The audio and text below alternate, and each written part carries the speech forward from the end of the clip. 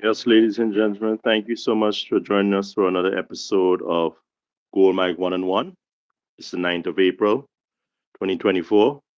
In a little while, hopefully, Loftus Durant from Dominica will be joining the podcast. And we just want to pick up where we left off 2 weeks ago because last week he wasn't feeling well. So at the last minute, he wasn't able to make it. So hopefully that he will get the link, see the link, press the link, and then we'll take it up from where we left off 2 weeks ago. Time flies, it's been a fortnight since he was last on. And well, sickness is for all of us. You just never know when it's your turn to get ill. But what I like to say is that welcome and hope everybody's doing well. Hope you're having a good night. Well, spring break, or as we call them in the West Indies, Easter break is over. The children are back out to school. Hope everybody is well.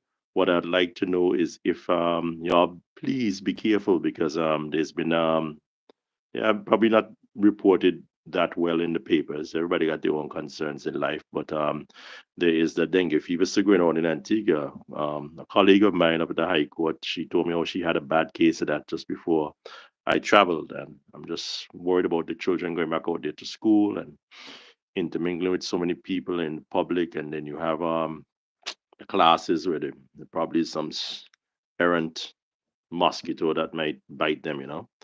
So that's a concern, but I do hope that everybody is safe and that at this point in time, we have to realize that in Antigua, our economy is on a nosedive now. It's on a cliff just heading down into doldrums. Oh, here comes Lofty. Hey, Lofty.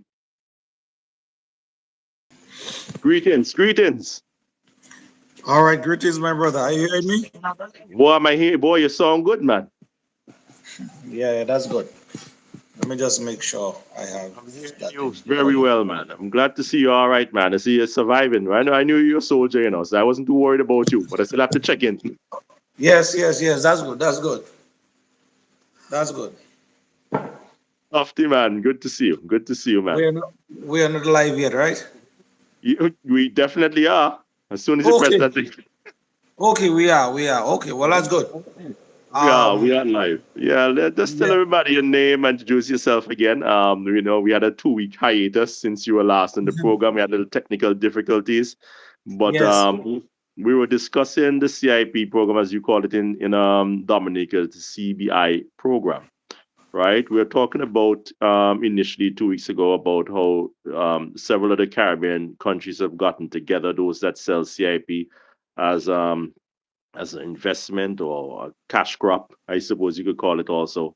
Four out of the five countries had agreed to form some sort of a coalition or some sort of a grouping in order Hmm. to fix the pricing on passports. I mean, they were really a race to the bottom, and they came together, and justly so, because I mean, I don't know how far it could go, but it started in Antigua. It was supposed to be around 300,000 400,000, and then it gradually heard 50,000 coming off, 50, and that's US coming off every couple months and trying to compete. I guess the Prime Minister, Mr. Brown, was trying to each up inch out a percentage of the market.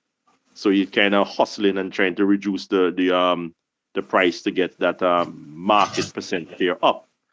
But yeah, it is a last just ditch effort. It's the last hurrah to me for the CIP CBI programs. I think this is it. They realize that they have to get it as much as they can at the point in time. I believe that even in Guyana, even the prime minister down, they were saying he's got to get the oil out of the ground as quick as possible because he realized that the world is changing to away from fossil fuels.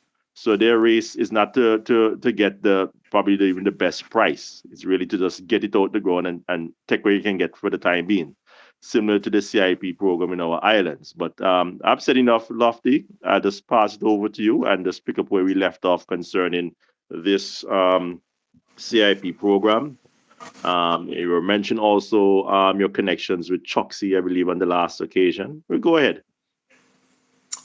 Well, Brother Bud, I want to thank you very much for, having a lot of patience with me because No worry, man. Sickness is for we all of had, us. yeah, we had this engagement prior, technical difficulties, as you said.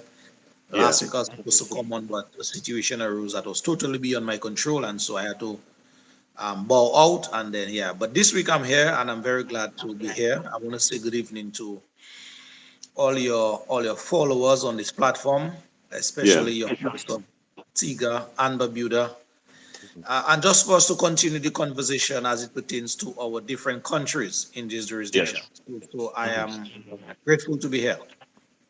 Yeah, nice having you, man, Lofty. So, where do you see the future of this whole CBI program going in Dominica?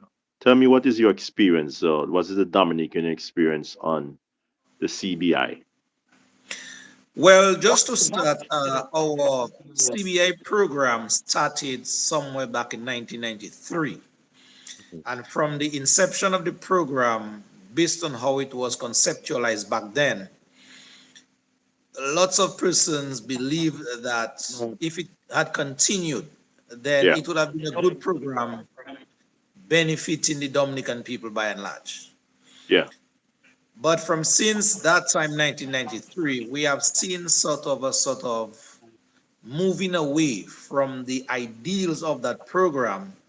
And right about now, what we have in Dominica, a number of persons are very concerned as to where this program has ended up in terms of, as a number of persons in Dominica call it, being a sort of cash cow Mhm. for the Dominica economy.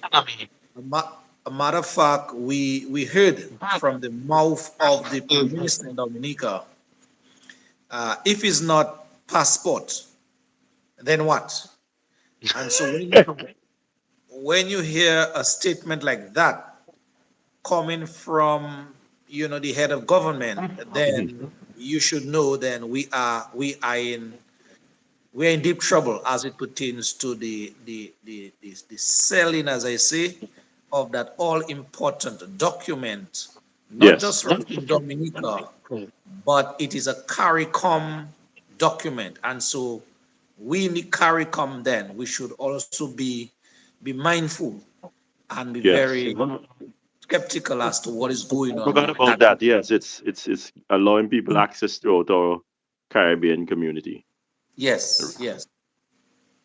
So true. So true, Dofty. I didn't So know that.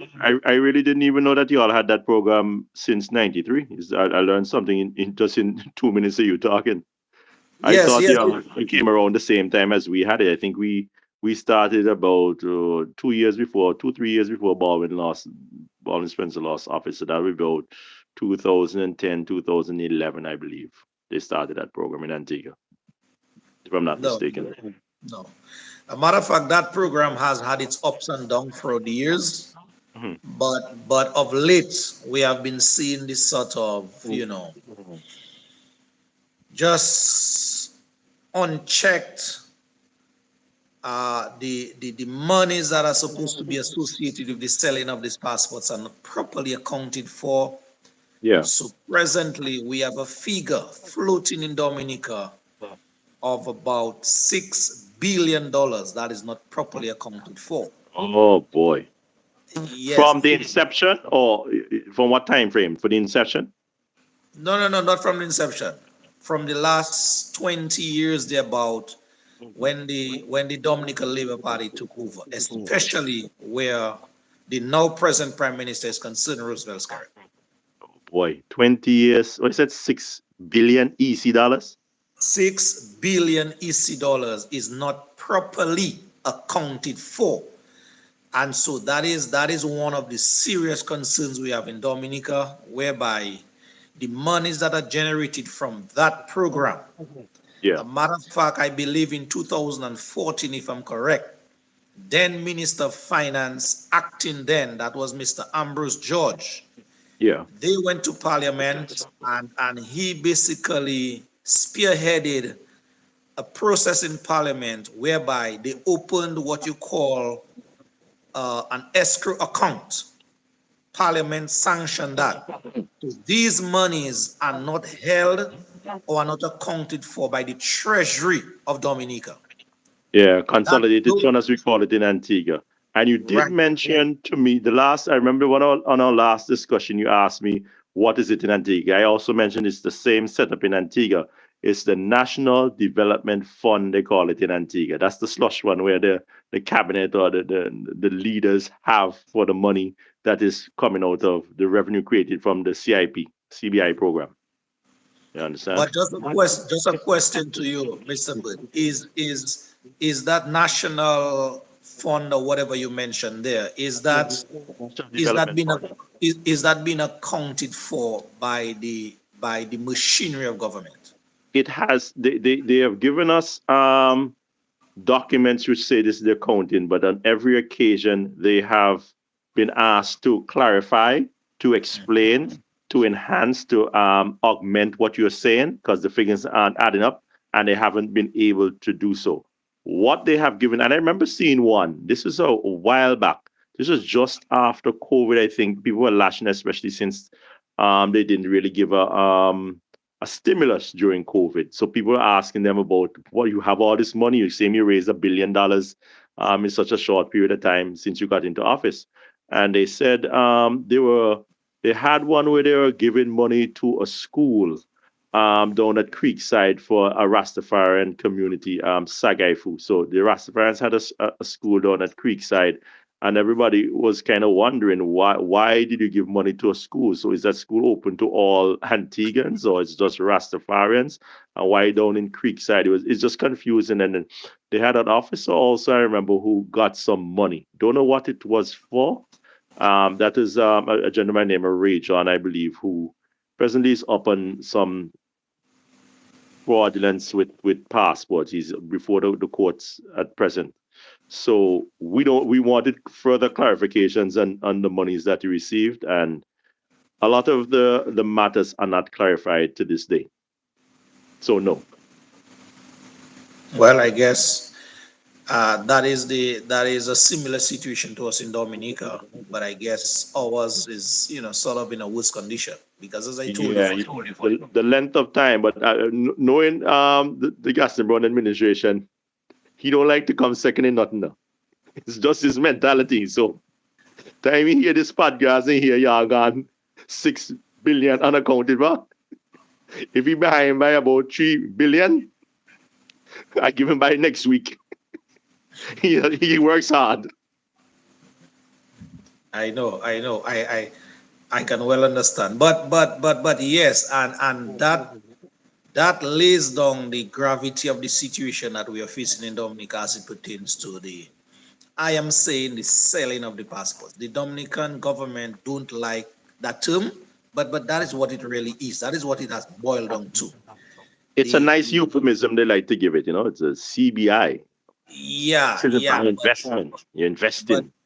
but the brass tacks is that is what it boils down to. A matter of fact, we have two components to that program in that Mhm. we have persons who show interest in Dominica and wants to purchase a passport.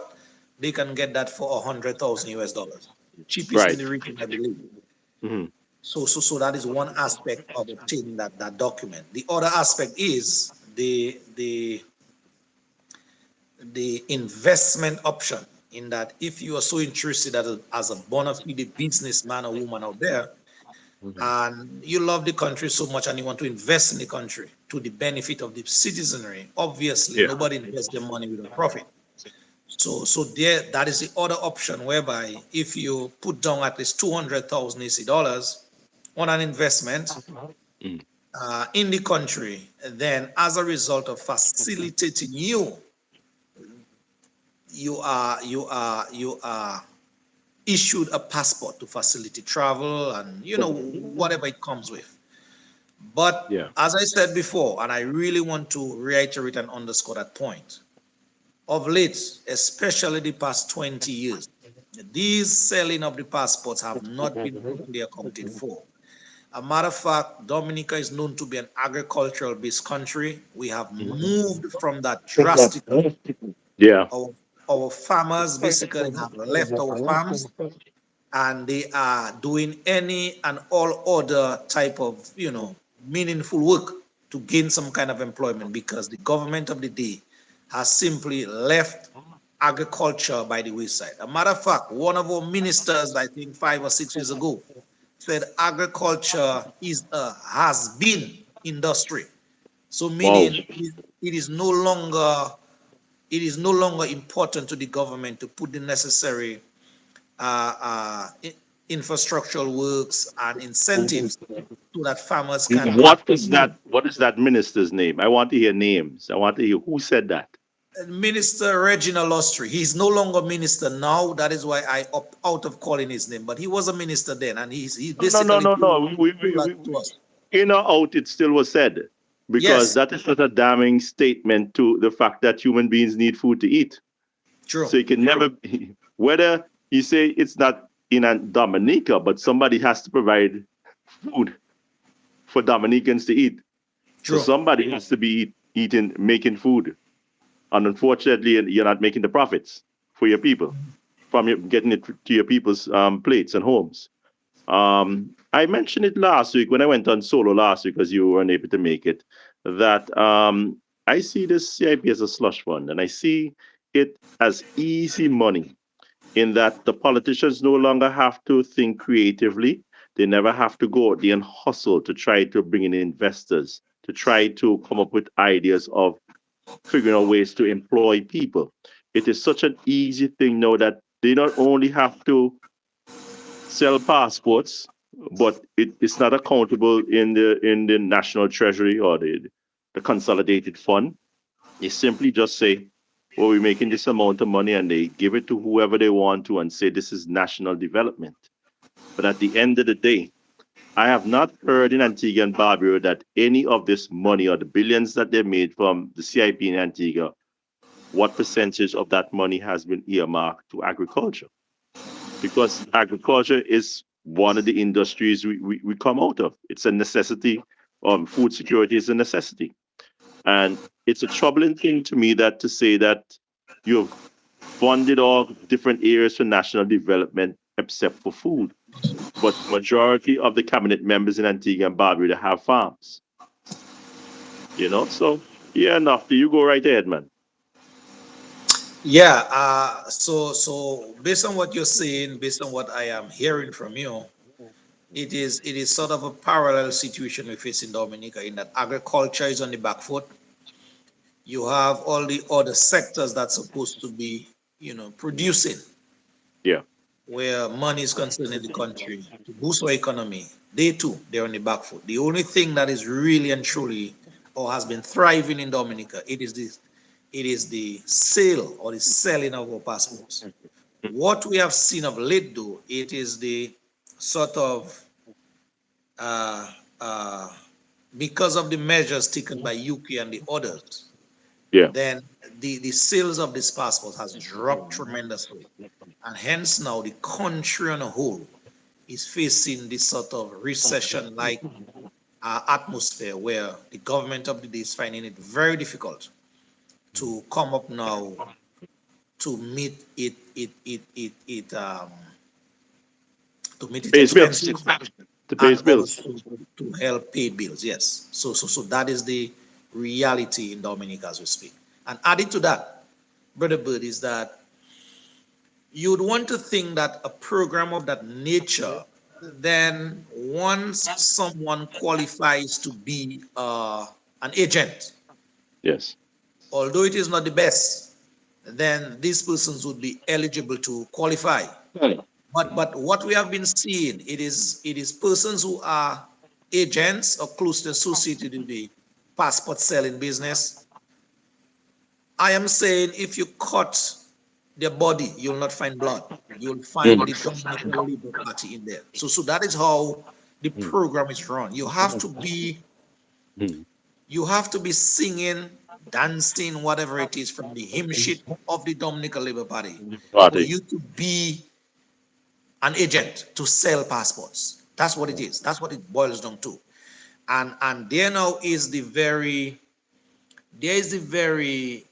suspectful thing that the Dominican public have been inquiring about, just whether these persons who are so closely connected now to the Dominican Labour Party, whether there is not this kickback arrangement in place.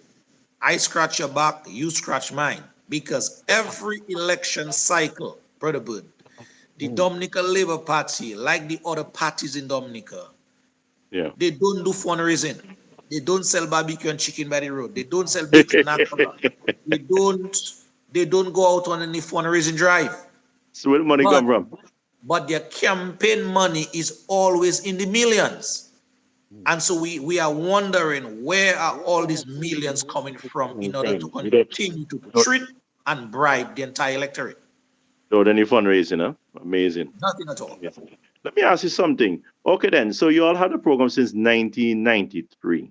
Have they ever mentioned over these years that a certain percentage of the funds from CBI goes into agriculture? Because I'm figuring I didn't even know you all had a downturn in agriculture from what you're saying. I thought that you all were ahead of the game in the West Indies right now. Everybody was talking about Sun Sea wanted to build a house on the beach, and you guys kept up with your farming. And I thought that that would be the cash cow now. Dominica has that taken care of. So I'm a little shocked to see if you guys having it hard, we're gonna even have it worse in Antigua because we get a large amount of our ground provisions from you guys. Yeah. Well, I am really not here to exaggerate anything. But what I'm saying is that the monies or the investment that have gone into the agricultural sector in particular in Dominica, that program has been minuscule, next to nothing, Thing. especially juxtaposing that against the monies that are unaccounted for. Imagine $2 billion are, went into agriculture. You know the kind of booming economy we would have in Dominica, Yeah. but you hearing about thousands of dollars.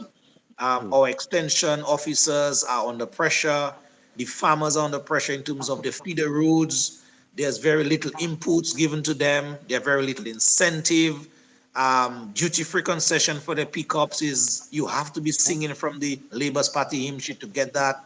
And so all these things and more leads me to suggest that the kind of investment that should have gone on into a sector like the agricultural sector, it is next to nothing. It is like peanuts, Negligible. crumbs. Yeah. Negligible. Sorry to hear that, boy. Well, I know it's similar to Antigua, but it's the agriculture segment in Antigua is so minuscule in connection to the economy overall. And that has been going on for many administrations. I won't even say the Labour Party. They have not done service to the agriculture industry in Antigua and Barbuda. But what I'd like to say about these programs, and I mentioned it before, is that when you have a cash cow like these, and you see it even in countries that have discover oil, they so base their economies on one industry, one cash cow, that so many of their other industries die out. And I remember reading about Nigeria, how before they found oil, possibly in the 60s, their oil revenue started to boom because they discovered it, and all these British Petroleum and Exxon and so on went in. They were really doing well in agriculture. They were really able to feed their country.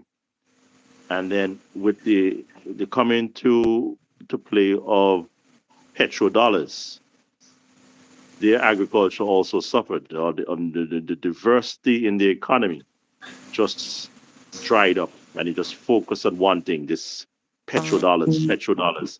and it's in so many countries, not Nigeria alone. But I do remember reading that many a moons ago about what it was like to the economy was so diverse, and it's the largest economy in Africa. I was just amazing how that has shrunk down to really just gas, gas. You know, Yeah, yeah. well, go right ahead. Tell us more about what's happening over there in Dominica and your Yeah. CIP experience over there. It's just not good in Antigua. It's so similar to what has happened. You wonder if all of them sing from the same hymn sheet, or they have a cookie cutter to just find these ways, these short-lived ways of making large amount of money that cannot sustain itself, and we get a bad name because of the characters who are getting our passports. And then at the end of the day, I remember they were saying for Antigua and Barbuda that because the Labour Party in Antigua was against it, the leadership of the Labour Party was against it, Lester Bird initially. Then he switched and was for it, and Gaston Brown was always for it. But then they were saying something along the lines when they got into office now, oh, we need it because that's what pay our bills. That's what keeps the monthly the wage bill being paid for all the workers in the public sector. So that's how it kind of got over to people like, we didn't want it, but the leaders are saying we need it in order to get our salaries at the end of the month. And people sort of went along since 2014 when the Labour Party got into office. But I believe a lot of people have woken up to realize yes, a lot of money is being made, but we're not seeing that money. And I'm telling you, I am guaranteeing you this, in the British West Indies, Antigua and Barbuda has the worst roads. I don't even complain about roads, Lofty, since I came home in 2002. I don't complain, I've never complained about roads because I know the traditionally have been bad. But in the last 4 years, our road network system is just falling apart. There's no accountability. Nobody has anything to say about it. Just get a SUV and hope that you remember where the potholes are when it rains, so that even the SUV won't bust a tire. In Antigua right now, it's not so much that you see people on the side of the road with a flat, is that you see people on the side of the road in their car with a broken axle. That is a common occurrence in Antigua as I speak to you, and that you see that every two or so weeks. You see cars on the side, broken axle, wheel break off. It's just ridiculous. Yeah, Lofty, talk to me. Am I hearing you now, Lofty? Yeah, the audio is gone. Sorry. Okay. Okay, yeah. Okay, good, Yeah, good. just before I came on with you, I was just doing a little research as to who are some of our agents selling our passports. Okay. And just at the close of last year, the beginning of this year, we had in Dominica a very serious crime situation whereby two foreigners, a well-known Canadian businessman in the name of Mr. Daniel Langlois. This brother was, versed in the movie industry, the film industry, and many other works. So that's how important a man he was. He invested in Dominica in a hotel. He and his partner, of course. There's this other foreigner in the name of Mr. Jonathan Lira. He too was associated and is still associated with our passport program. These two foreigners, they basically lived in the south of Dominica. They set up their business in the south of Dominica. And there was this ongoing dispute for like about 10 years, I believe, a road that Mr. Jonathan Lira did not want to give access to Mr. Langlois. Early this year, at the breakup this year, Mr. Langlois and his partner, they were found dead. Now, when I say dead, in a very heinous way, in that they were shot, acid, it is believed, was poured on their bodies, Oh and God. then and then they were burnt in their vehicle. And after that, whoever it was that did that crime, their vehicle was sort of set to go down into a precipice about 1,000 feet deep. That's in the south of the country. Yeah. During that investigation, Mr. Jonathan Lira, which is that next businessman I'm talking about, he and another man was charged. Someone that it is said he brought in as a co-conspirator to do that crime. So these guys are presently sitting at the state's prison awaiting their day in court. Right. Now, the point that I want to draw to your listeners is that Jonathan Lira is still, as we speak, an authorized agent to sell our passports through his company. And I am Yeah. saying, if a man is charged with that, I mean to say, I know a man is innocent until proven guilty. Right. But to me, it is just rational or reasonable to think that there's supposed to be a clause in that contractual arrangement telling the government to be an authorized agent to say, okay, if you are charged with a crime, whatever nature, at least your license to sell passports should be at least suspended Well, pending the outcome of that case. a crime like But murder, that's a hell of a thing. I mean, you don't want your five agent to be minutes, going out there. 5 minutes before I came to your program, I checked the government's website at www.cbiu.gov.dm, and here it is, the name Bois Cotlet, which is Jonathan Lira's company. It is still there It's still there. as an authorized agent to sell passports. And so I am wondering, where's the cutoff point? Yeah. Where's the deadline? Are there any boundaries Who can sell to the this selling passport? of our passports, even in a case like that? Yeah. And so I'm Yeah. just saying, it is really, really sad to see where we are. And added to that, another component of the program that we are very, very worried about in Dominica, and there's really agitation about it, is the fact that when these persons become Dominicans via this passport route, they Hmm. have the very same privileges as us, which include voting. Yes. And presently, we are hearing about from gazetted information from the government's end. There may be pretty close to 40,000 persons in possession of our passports, some whom haven't stepped foot in the country. And Yeah. so we are very wary about that, Yeah. especially where, their voting rights are concerned. If Yeah. these persons are allowed to contaminate or further contaminate something that is already contaminated, then we can kiss Dominica's democracy bye bye. Yeah. It's a threat to ours also. And I look at it like I do remember when the present prime minister came into office because they were saying they're going to have a system. They lied to the Antiguan people.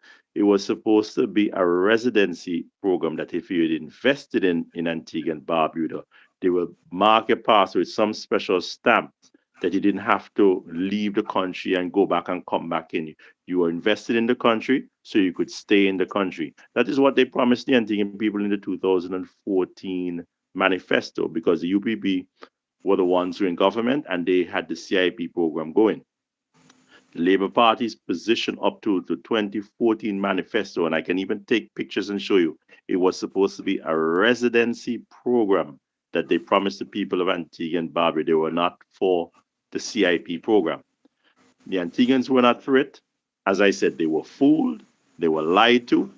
It came into effect, and immediately the same day of the election, Mr. Brown became the prime minister. He told the Antiguan and Barbuda PC, basically, we are going to keep the program and we're going to be even more aggressive about the program. Mhm. And the result of that is, I don't know how it is one thing to live in a country and another thing to be born there and to have this love of your people, your dialect, your cuisine, your way of doing things. And no matter how hard somebody can just buy a passport, they cannot tell me they have that same love for that country. And to say that they have the rights to vote. And I remember people were saying, oh, well, they're going to make the passport different. They're going to have an A-list passport. And the prime said, no, they're not two citizens.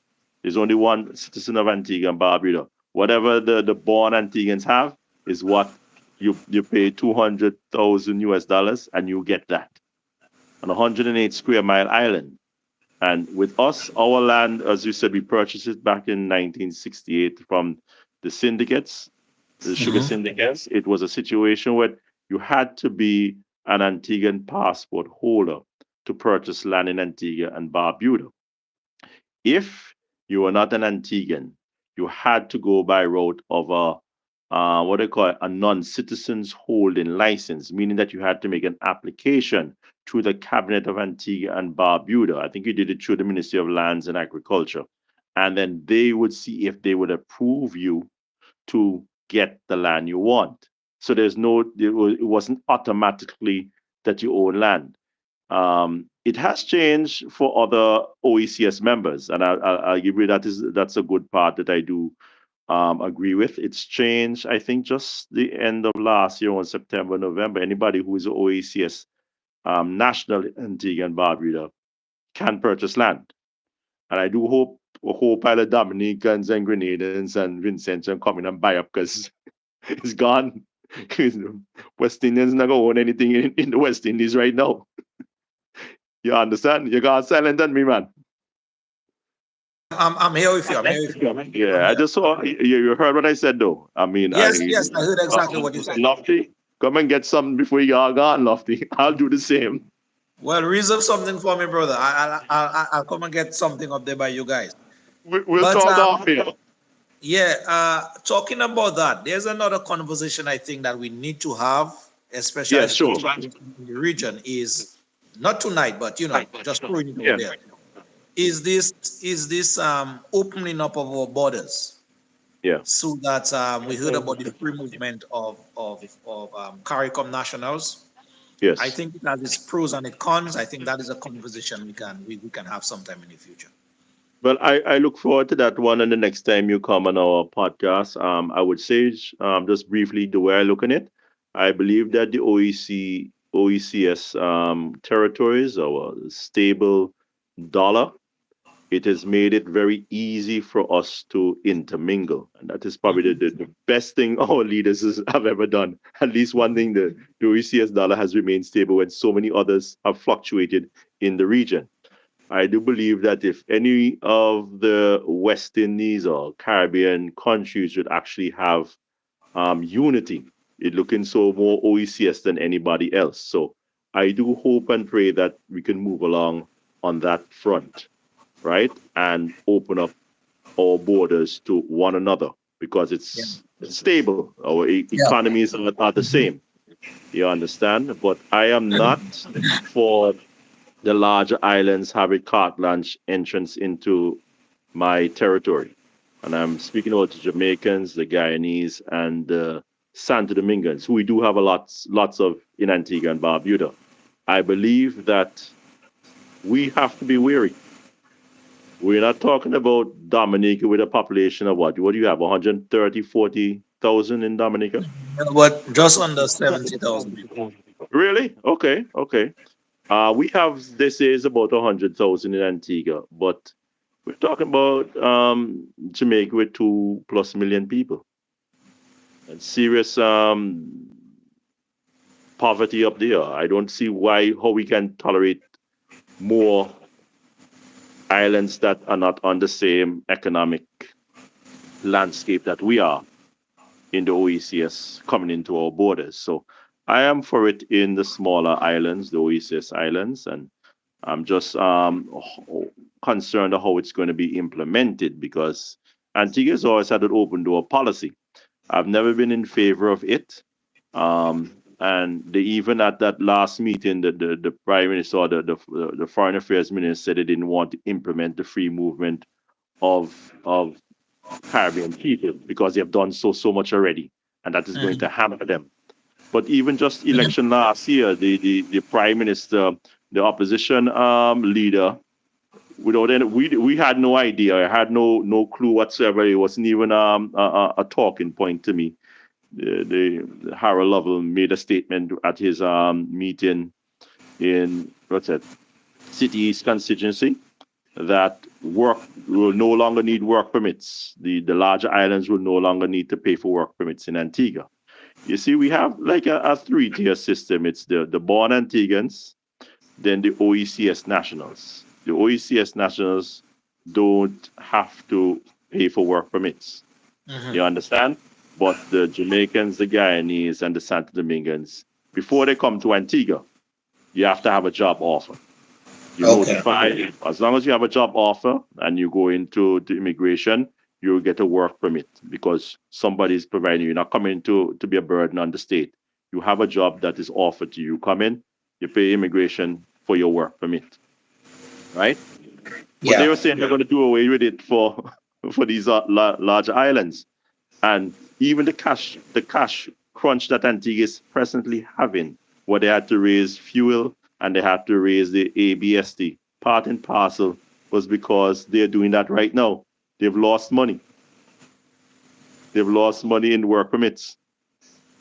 Mhm. And this is what we're experiencing in Antigua right now. And a lot of it is a knee jerk reaction because you want to win the election. So you promise any and everything that people who can vote want.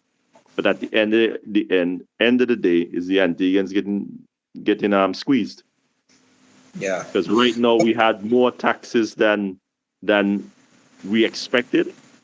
We have had a situation where it's the end of our tourist season now. We're in April. It goes from November to April, and it's a sad situation out there right now because even before this month, people were going through hard times, seriously hard times in Antigua and Barbuda. And the way I know this is you see it because you're in the courts and you're hearing people maintenance matters and you're hearing matters where people are stealing not for wealth or for luxury items, but basically to stay alive, Yep.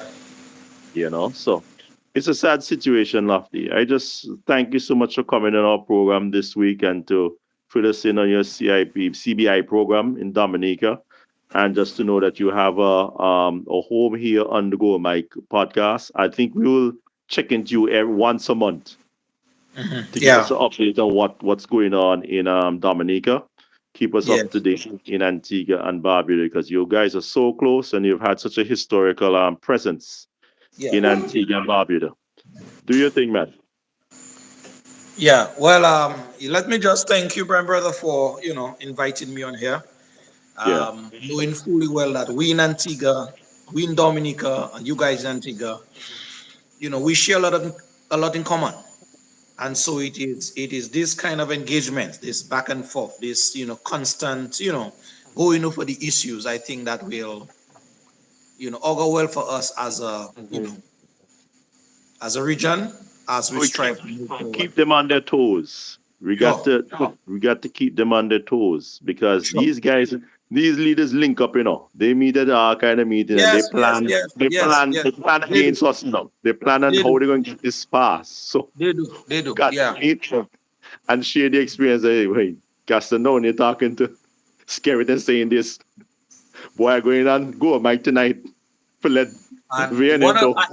talking about Gaston and Scary, talking about Gaston and Scary. Before I go, Yeah, one of the things that we have to be very careful about as well. It is the sort of consolidation of parties in the region because I saw it happened and it was an eye opener in that we in Dominica, when we're having our elections, for some whatever reason, there's always a contingency of Dominicans that go over to Antigua and Barbuda. They are welcome. You guys have discussions with them and whatever it is, yeah, and the generosity is always reciprocated.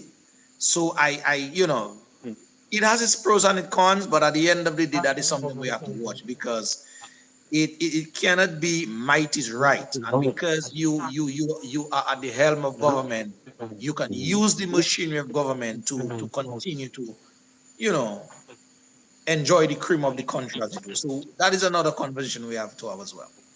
Well, definitely, Lofty. I just want to thank you again for coming on the program and keeping us up to date.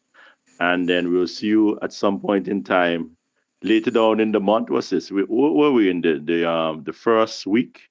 Yeah, This is we what know in the second week already, man. second Basically, week. Okay, so the second week of May. We'll yeah. have you back on to give us a little update on what's happening over there. You have a good night. Take good care, Lofty. All right, Until brother. you're on the Gold Mike program again. Bye for now. All right. One Take it love. easy. Take care. Yeah, Love. man. Cheers. Bye for now. Cool.